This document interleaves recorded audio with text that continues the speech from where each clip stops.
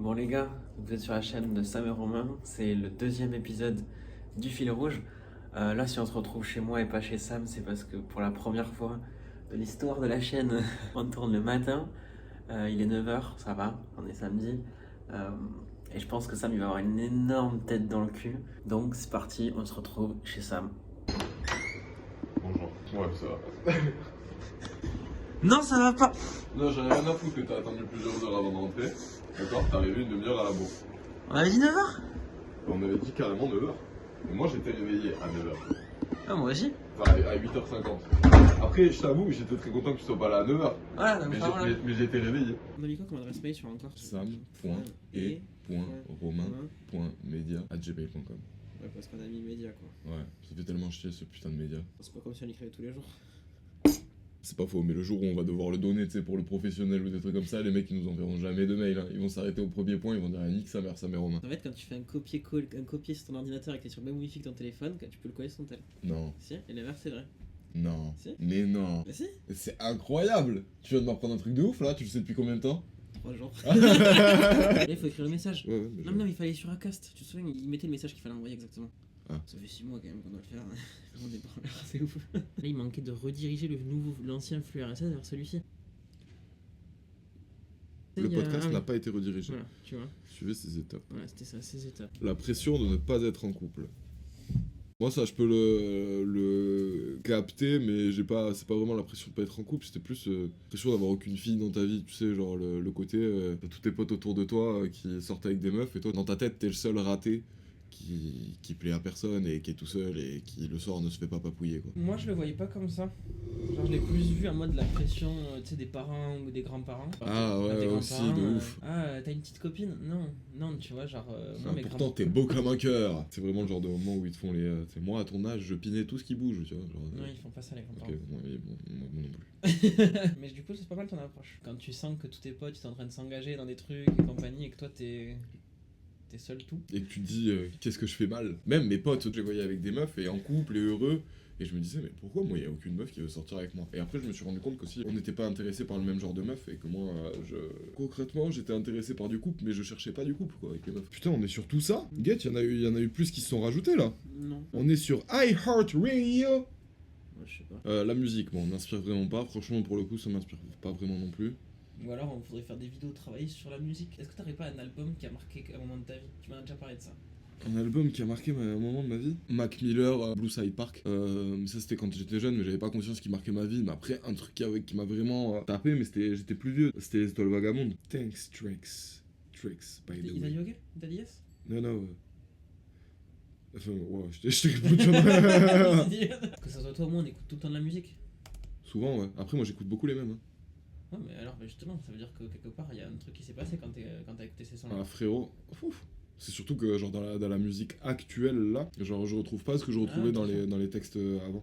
Et moi comme j'écoute la musique pour le son aussi, pour la mélodie, tu vois, genre il y en a plein, genre typiquement Makassi doucement, tu vois, je l'écoute pas pour les paroles.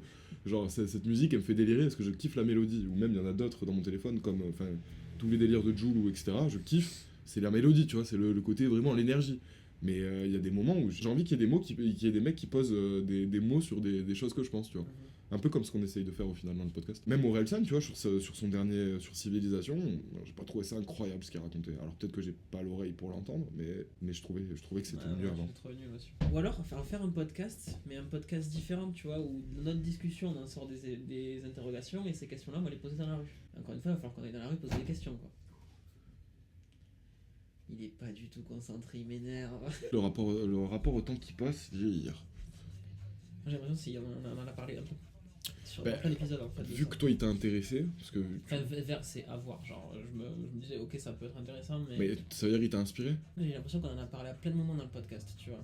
De cette impression de grandir et de vieillir et d'avoir nos relations qui changent. Moi en vrai sur ça, le seul truc que je remarque de moi c'est putain qu'est-ce que je fais l'ancien à 25 ans. Genre quand je parle, il y a une petite stagiaire, elle a 17 ans là au travail, mais j'arrête pas de me foutre de sa gueule sur plein de trucs, mais parce qu'en même temps, je suis désolé, hein, il y a des comportements à 17 ans que t'as pas à 25. La différence entre les hommes et les filles, je suis pas chaud du tout. Ouais, moi je comprends pas. Parce que genre... c'est propre à chacun, ça de ouf, et genre déjà on a eu des prises de parti un petit peu radicales, Enfin, surtout moi sur ce genre de truc. En tout cas sur TikTok. Parce que quand même dans le podcast, je reste plus modéré. Enfin, la différence entre les hommes et les filles, j'ai pas forcément envie de dire qu'il y a une différence, moi, tu vois. Donc, il y a des différences de comportement peut-être à certains moments, de réaction, mais encore, je trouve que... Et encore, on n'est pas analyste, C'est ça, on n'a ouais. pas toutes les données. On n'est pas sociologue, en fait. Voilà, donc... Votre vision sur les règles... Ah, ok, les règles menstruation. Ça, j'aimais bien, mais en vidéo, travailler quoi, toujours pareil. L'accouchement, la pilule... Et ça, c'était relié avec un sujet. À la fin, il y avait la virilité toxique en sujet. C'est pas la virilité, mais la masculinité. Ouais, mais c'était Ouais. virilité slash masculinité toxique. Et ça m'a fait penser à une discussion que j'ai eue. Tu sais, ça peut arriver que par exemple, il y a des filles Mais qui c'est avaient une autre contraception que les règles. Que la pilule. Ouais, genre le stérilet, la capote, ou Tu vois, même... non, parce que les stériles, souvent, c'est hormonal. Et donc en fait, c'est tout ce qui est hormonal qu'elles veulent plus. Il y a certaines filles, elles veulent juste. Et c'est quoi qui est pas hormonal alors? Du coup, c'est plutôt la capote, tu vois, qu'elle va penser. Et quand t'es en couple depuis longtemps avec un mec, souvent t'as un mec qui va dire non, tu vois, il va dire bah non, tu gardes la pilule. Quoi. En fait, Moi, en fait, ça m'a fait penser à cette discussion. Non, mais t'as raison, parce que je crois que ça doit forcément arriver à des meufs, tu vois, et tout, mais moi, je me suis jamais dit, tu vois, genre... En fait, je me suis toujours dit, si ma meuf veut pas prendre la pilule, bah tu mangeras ton seum, tu vois, à baiser avec des capotes. Et là, actuellement, c'est typiquement dans la configuration dans laquelle je suis, à savoir, ma copine, elle ne veut rien prendre, et moi, je veux pas être le connard à lui imposer, tu sais, genre ça dérègle à la mort les hormones. Déjà qu'on en prenne pour nous. Tu sais qu'actuellement, il y en a des pilules pour les mecs. Mais le truc, c'est qu'il y a trop d'effets secondaires dégueulasses. Et des effets secondaires sur quoi? Nos hormones. Sauf que c'est typiquement ce qu'il y a pour les meufs. Putain, il est déjà 11h. Va falloir tourner là. Ouais, on glande. Non, on glande pas, on discute. Mais en fait, c'était ça l'idée du Ouais, carrément. L'après-rupture et la reconstruction.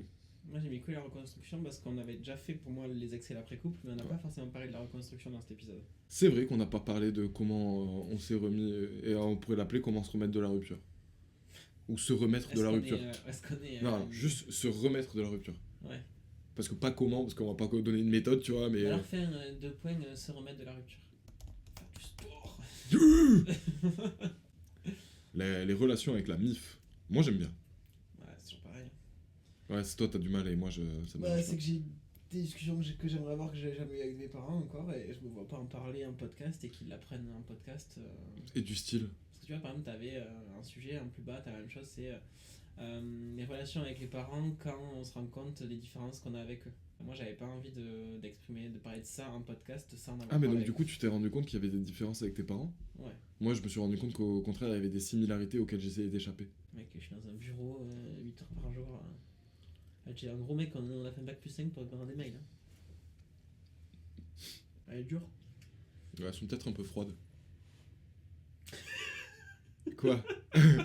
C'est la première fois de ma vie que j'entends ça. Mais non, mais tu sais, il fait pas archi chaud dans l'appart, du coup elles sont pas molles.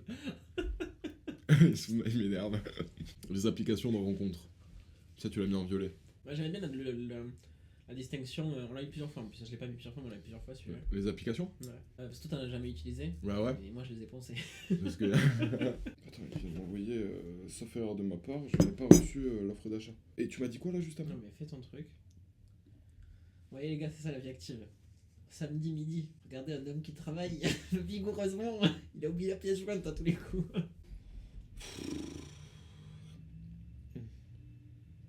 Bonjour. Effectivement, la pièce jointe était viciée. C'est quoi vicié? Ça veut dire qu'elle avait un défaut, on s'en bat les couilles.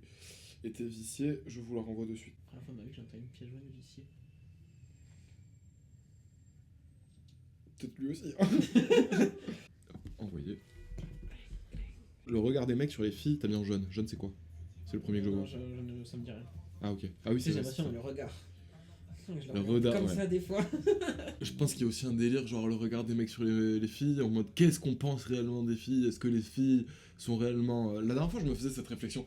Tu sais, c'était sur le féminisme. Il y a eu une époque où, en fait, les filles, elles étaient totalement opprimées en termes d'expression. Parce qu'en fait, il y avait eu un mec qui disait, non, mais dans l'art, dans l'histoire, en fait, d'une façon générale, les hommes ont beaucoup plus participé à la création de la société actuelle que les femmes.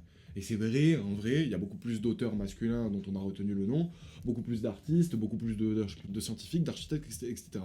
Moi, je me suis fait la réflexion quand même dessus, je me suis dit, ouais, mais les femmes aussi, elles étaient beaucoup plus opprimées que les hommes pendant toutes ces dernières années. C'est-à-dire que quand il y avait une femme qui était à l'origine de quelque chose, en général, soit un homme essayait de s'approprier l'idée, soit juste c'était pas comptabilisé, quoi. C'était une femme qui avait eu l'idée, donc c'était pas si ouf que ça.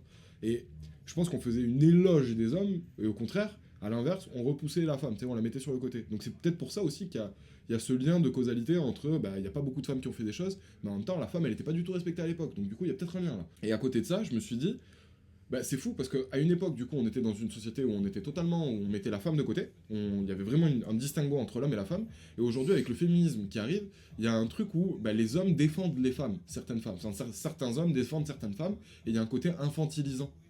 Tu sais, c'est genre, avant les meufs, on les considérait même pas, et maintenant, il faut que les hommes, ils soient derrière elles pour dire, non, ce qu'elles disent, ça a du sens, en fait, il faut qu'on se respecte, qu'on soit égal et tout, nanana. Tu sais, du coup, de pas considérées, elles sont passées à infantiliser. Je viens de vous envoyer l'offre signée. Et du coup, ouais, j'ai l'impression que maintenant, on est passé à un côté, on est leur daron, et on doit, enfin, pas leur daron, mais leur grand frère, et on doit les défendre quand ça va mal pour dire, non, les filles, en fait, c'est pas ça. pour avoir une position d'égalité, nous, en tant qu'hommes, il faut qu'on montre qu'on est d'accord avec cette idée-là. Ouais. Et on est obligé de demander, le fait de montrer cet accord, ça rejoint ton idée d'infantiliser. Tu vois, nous, on nous a jamais dit les hommes ils sont au-dessus ou en dessous, et il y a personne derrière qui nous a dit bah oui, c'est vrai. Alors, comme elles ont eu toujours une position d'oppressé, on est obligé d'avoir cette position non, les gars, vous êtes pas oppressés. Voilà. Tu vois, ça c'était typiquement un très bon passage dans le fil rouge, je pense. Ouais, moi j'ai pensé au TikTok que ça allait faire quand même. Oh, putain, moi je me suis attends, c'est une idée de dingue. C'est là, c'est le moment, vas-y Sam, donne tout. Ok, c'est là, tu l'as, l'énergie du million là. Hein. Continue de parler, fais une minute. Moi je veux gagner 1000 balles, ok. La place de la femme dans la société, carrément. Au centre. Enfin, non, dans le lit. Il y a un mec, il l'a mis, il y a des sujets plus bas, c'est le féministe pour égaliser ou surpasser l'homme. Point d'interrogation, le sujet c'était ça. Qui le suit pour parler de ça? Ah, mais moi je kiffe, hein. J'en parlais avec quelqu'un, je sais plus qui, et elle me disait là vous êtes sur des sujets vraiment border quoi. Vraiment, si là, on peut se faire défoncer si on fait une erreur. Et donc en vrai, c'est vraiment en mode faites vraiment une vidéo où vous vous renseignez fort dessus quoi. Parce que là, vous dites des dingueries, vous allez vous faire arracher. Ouais, santé mentale. Alors, moi ce qui m'énerve un peu, c'est que j'ai l'impression qu'on dans une société où t'as l'impression que tout le monde déprime. En France, ouais. Et tout le monde parle de la santé mentale, la santé mentale, la santé mentale. Et des fois, Enfin, la santé mentale, c'est un truc qui est arrivé ces dernières années. Hein. Oui, mais j'ai l'impression, justement, ces dernières années, j'ai l'impression que tout le monde se victimise par rapport à ça, tu vois. Et même nous, hein, je pense, à travers les podcasts, il y a des moments où ils doivent dire putain, ces mecs-là dans la santé mentale, ils sont zéro, tu vois. Je pense qu'on a une tendance à trop jouer dessus, à la gravité, genre à dire c'est ça, c'est ma santé mentale. Sauf que santé mentale, déjà, je pense que tu peux la travailler toi-même, et à côté de ça, c'est quoi la santé mentale en vrai? Genre, c'est comment tu te sens dans ta tête par rapport à l'environnement dans lequel t'es? Donc c'est pour ça, en fait, j'ai rien mis parce que ça me. Je sais pas. Comment gérer la transition à l'âge adulte? Je trouve qu'on l'a pas assez faite la transition pour pouvoir lui dire ça. Parce que moi, perso, je suis encore en train de la gérer ma transition.